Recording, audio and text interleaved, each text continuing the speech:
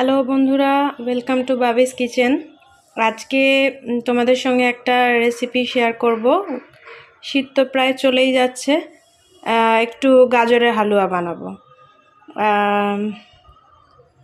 দেখতে থাকো। গাজরগুলো সুন্দর করে ছাড়িয়ে নিয়েছি, এবার এটাকে গ্রেট করতে হবে। এই যেরকম আমাদের ঘরে গ্রেটার আছে, সেই গ্রেটার দিয়েই এটাকে গ্রেট করে নিতে হবে। গ্রেট করে নেওয়ার পর তারপরে রেসিপিটা দেখাচ্ছি। এই গ্রেটারটা দিয়ে গ্রেট করা হয়ে গেছে গাজরটা। এবার এই গাজর গ্রেট করা 1 কাপ মতো দুধ লাগবে। 1 কাপ মতো আমি চিনি নিচ্ছি, কারোর যদি কম বেশি যেরকম লাগবে সেটা সেরকমভাবে অ্যাডজাস্ট করে নিতে পারবে। খুব কিটকিটে মিষ্টিও ভালো লাগে না, আবার খুব কম মিষ্টিও ভালো লাগে না। আর তার সাথে যাবে একটু খোয়া ক্ষীর নিয়েছি 25 গ্রাম মতো বা 50 গ্রাম মতো, আর 25 গ্রাম কুচনো কাজু, আর 25 গ্রাম কুচনো কিশমিশ। এই যাচ্ছে গাজরের হালুয়া বানাতে।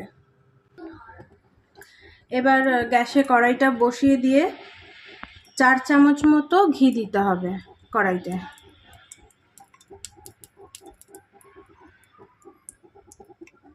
যাতে করে গাজরটা ভালো করে ভাজা ভাজা হয়।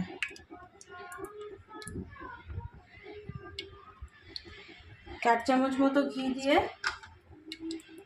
এরপর এতে একটু তেজপাতা আর ছোট এলাচ ফোড়ন দিতে হবে। ঘিটা গরম হলে তেজপাতা ছোট এলাচ একটু ফোড়ন দিয়ে দিলাম।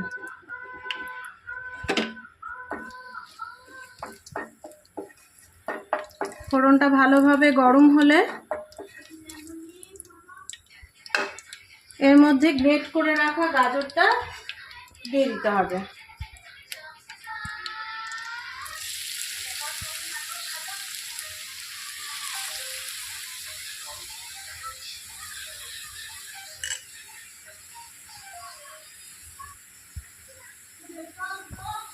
গাজরটা দিয়ে এবার এটাকে ভালো করে ভাজা ভাজা করে নিতে হবে।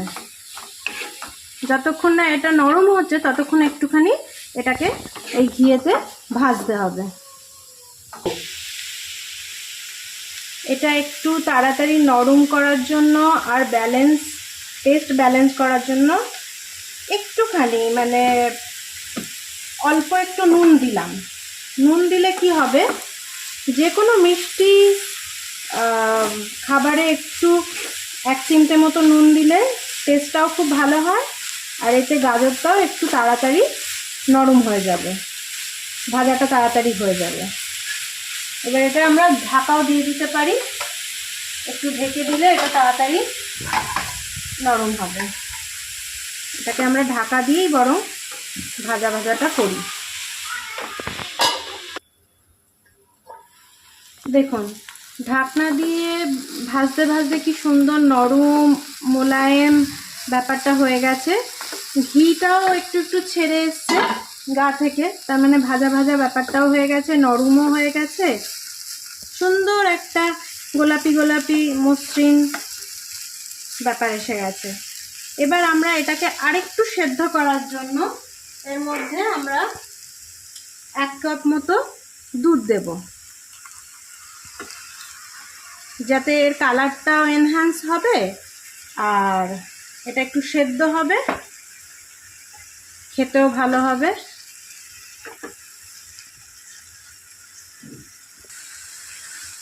এবার দেখুন, দুধটাও অনেকটা মরে গেছে, অনেকটা সেদ্ধ হয়ে গেছে, সুন্দর একটা মাখো মাখো ব্যাপার এসে গেছে।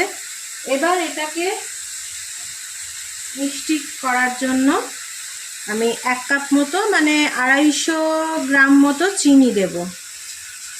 এবার মিষ্টিটা নিজের ওপর নির্ভর করবে, তবে মিষ্টি আইটেম যখন মিষ্টি ভালো লাগবে।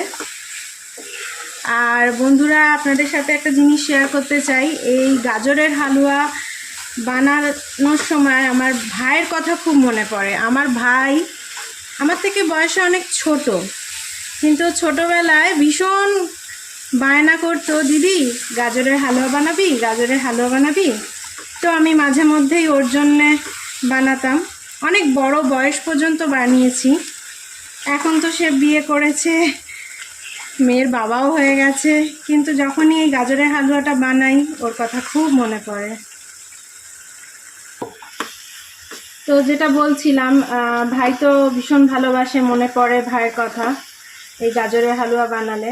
তো এই গাজরের আরেকটা কথা আজকে খুব বলা দরকার, এই গাজরটা গ্রেট করার সময় কিন্তু আমার ছেলেও আমাকে হেল্প করেছে, আমি একা গ্রেট করিনি। তো ছেলে আমারই মতো রান্নার ভীষণ হবি, ও আমার হাতাহাতি করে রান্না আমাকে হেল্প করার জন্য, বা ও রান্না পছন্দও করে আমার মতনই। যাই হোক বন্ধুরা, এরপরে আমরা এর মধ্যে দেব কুচনো কিশমিশ, কুচনো কাজু আর একটু খোয়া ক্ষীর গ্রেট করা। এটা দিয়ে এবার এটা একটু মাখা মাখা হওয়া পর্যন্ত আমরা ওয়েট করব। এবার আর একটা ছোট্ট এক্সট্রা টিপ দিই, যেটা আমরা প্রথমে দেখাইনি। তো এর মধ্যে একটুখানি গুঁড়ো দুধ দিলে টেস্টটা আরও বেশি ভালো হয়। তো আমি 4 চামচ, বড় চামচে 4 চামচ মতো একটু গুঁড়ো দুধ এর মধ্যে দিয়ে দিলাম, এতে এর স্বাদটা ভীষণ ভালো হয়।